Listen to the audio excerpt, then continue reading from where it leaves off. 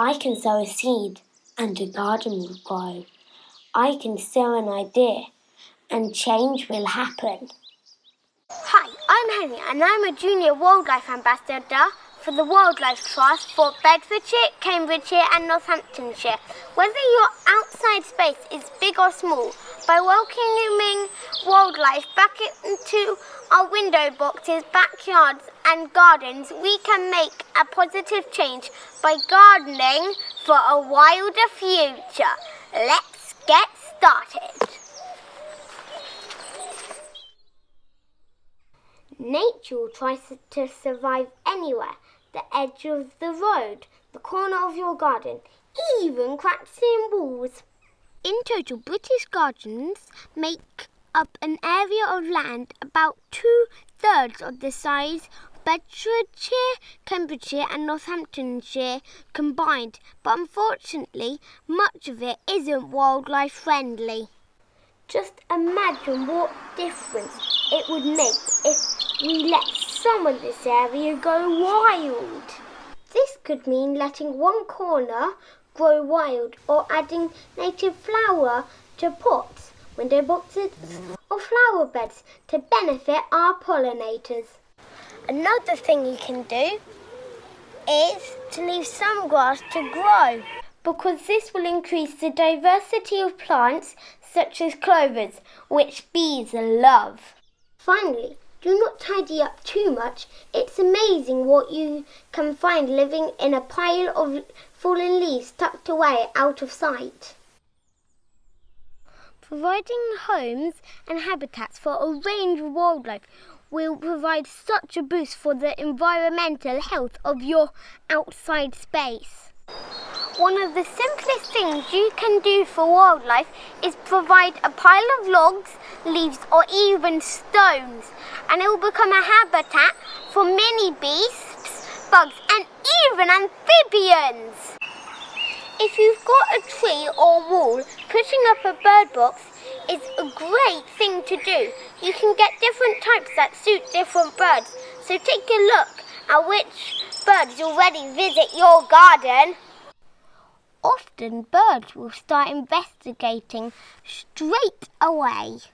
You can also get bat boxes that provide a safe home.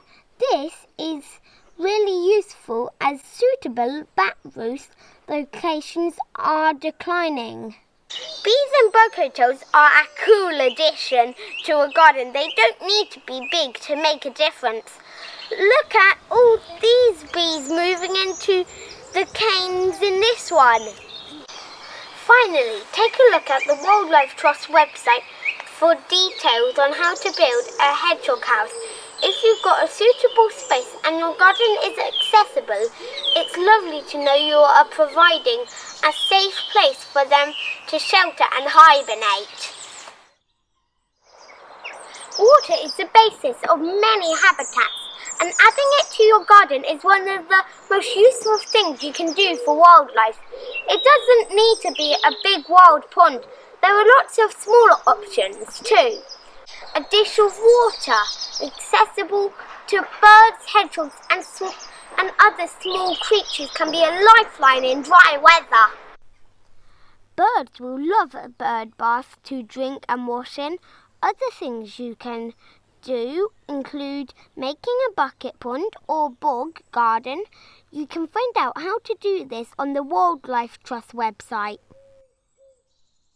Plants are the base of all garden food chains, so if you can provide the basics, this will boost wildlife of all types. A good tip for choosing food providing plants in your garden is to look around your local area and parks to see what the wildlife is eating there. I've got 5 recommendations that you could try.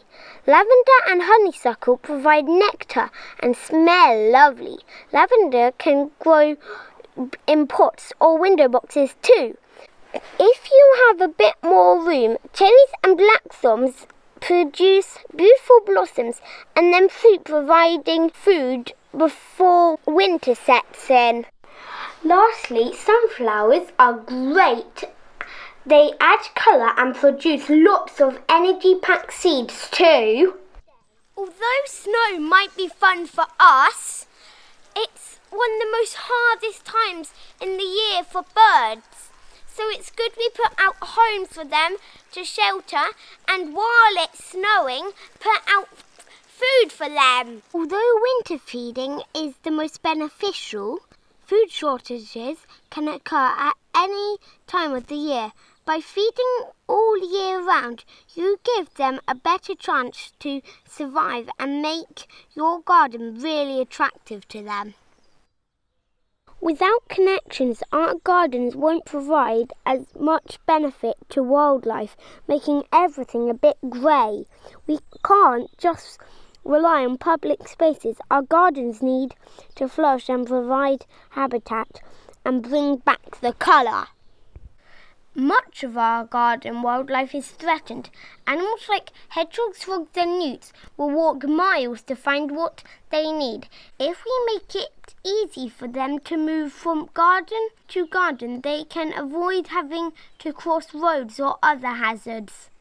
To make a hedgehog highway, get together with your neighbours to make a 13 centimetre hole, about the size of a standard tile, to connect your gardens. If you were really ambitious, you could replace your fence with a hedge, providing nesting sites and food for birds too. It's best to try and reduce your food waste as much as possible, but some veggie peelings and organic waste is unavoidable.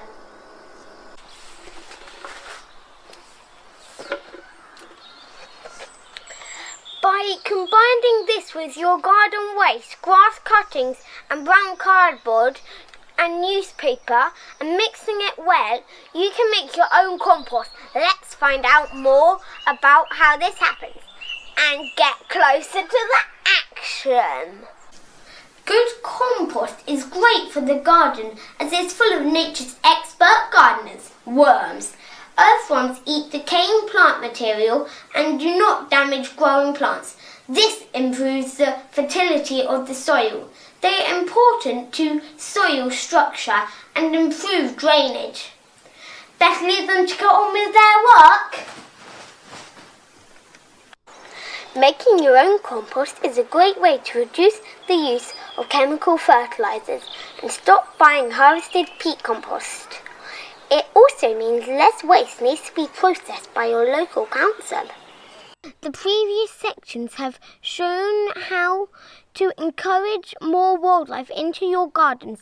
This can really help going organic because birds, hedgehogs, frogs and many more animals are great at getting rid of slugs and snails and other creatures you might consider pests. Your outside space can be a source of optimism for the planet, a home for wildlife, a source of organic vegetables with 0 food miles, a place to relax and improve our mental health and well-being in. The Wildlife Trust believe in a future Britain where nature is a normal part of childhood and where wildlife thrives across the landscape.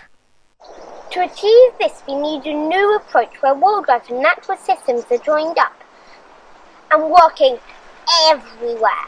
This nature recovery network allows plants, animals, seeds, nutrients and water to move from place to place and enables the natural world to adapt to change. It provides plants and animals with places to live, feed and breed. Your gardens can help form part of this nature recovery network, supporting the role played by the wildlife reserves, parks, farming, roadside verges, and many more areas. We are optimistic that by sowing this idea, we can all help create a change by gardening for a wilder future.